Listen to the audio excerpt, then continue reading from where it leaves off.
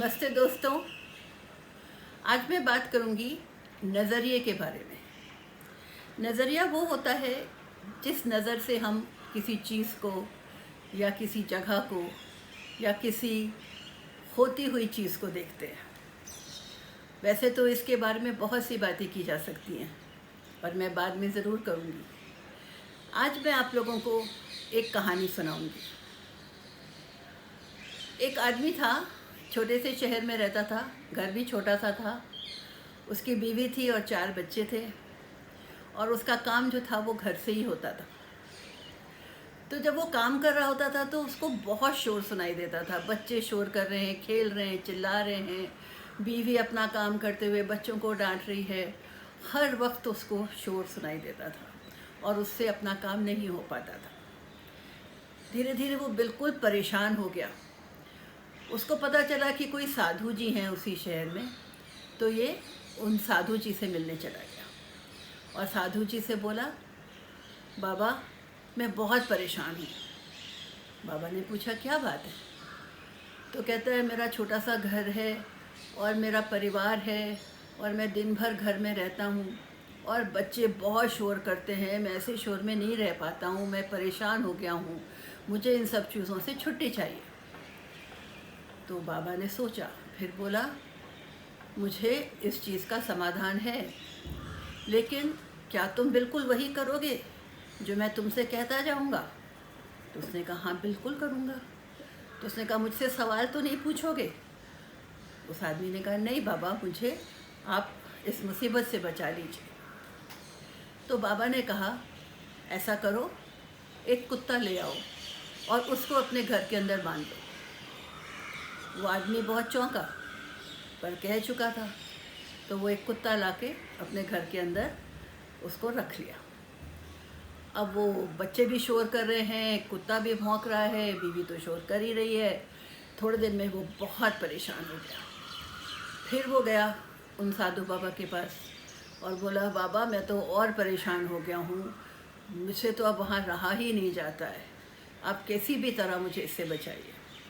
तो बाबा ने कहा तुम वही करोगे जो मैं कहूँगा? बोला हाँ बाबा। एक बकरी लो और उसको भी लाके अपने घर में बांध लो। वो आदमी तो बिल्कुल चौंक गया, पर क्या कहता, कह चुका था, वादा कर चुका था। गया, एक बकरी ली, उसको भी लाके घर में बांध लिया। कुछ वक्त में बच्चे भी शोर करते थे, कुत्ता भी भौंकता था और बकरी भी मैं कर रही होती थी और उसे काम हो ही नहीं पा रहा था। अब जब थोड़े दिन में वो बिल्कुल परेशान हो गया तो फिर बाबा के पास गया। बाबा बाबा मुझे बचाइए, मैं तो इस शोर में रह ही नहीं सकता, मैं पागल हो जाऊंगा। बाबा ने कहा वही करोगे जो मैं कहूँगा? बोला हाँ बाबा।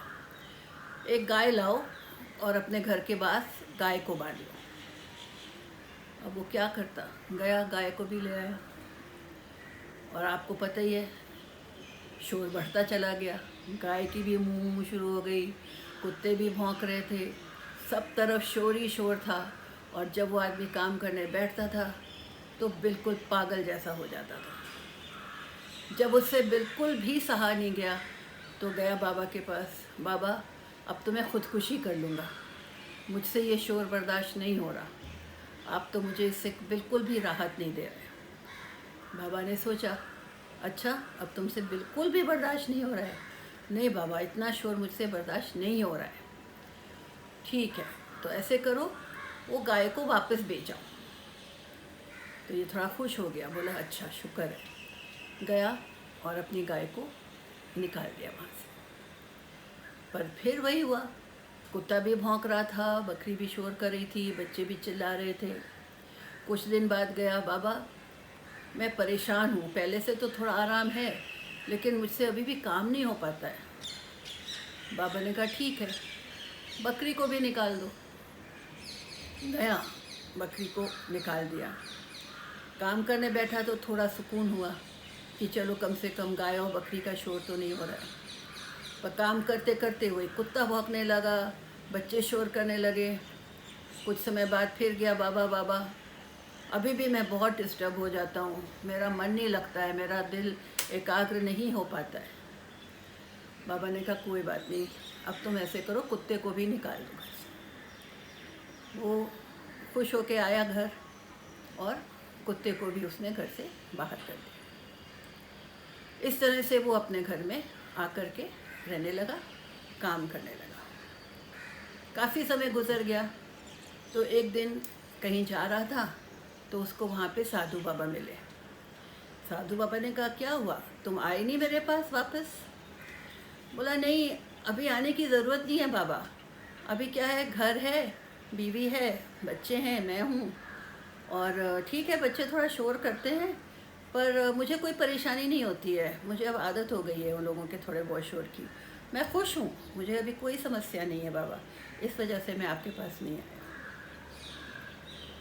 ये एक कहानी है, और इस कहानी से आपको सिर्फ यही मैसेज देना है, एक ही चीज़ को हम किस तरह से अलग अलग नज़रिए से देखते हैं, और उस नज़रिए के हिसाब से हम अपना जो रिएक्शन है, जो प्रतिक्रिया है, उसको डिसाइड कर लेते हैं, निर्णय कर लेते हैं कि इस हाल में हमें ये प्रतिक्रिया दिखानी है। और कभी कभी उसी हाल में हमारी प्रतिक्रिया बदल जाती है। इसको इंग्लिश में कहते हैं पर्सपेक्टिव, और हिंदी में कहते हैं नज़रिया, आपके सोचने का तरीका। तो दोस्तों, आज यही आपको बताना था, हम लोग किस तरह से चीज़ों को देखें जिससे कि वो ही चीज़ हमको अनुकूल लगने लगे, परेशान करने वाली न लगे। इसी चीज़ के बारे में मैं और भी बातें करूँगी अगली बार। नमस्ते।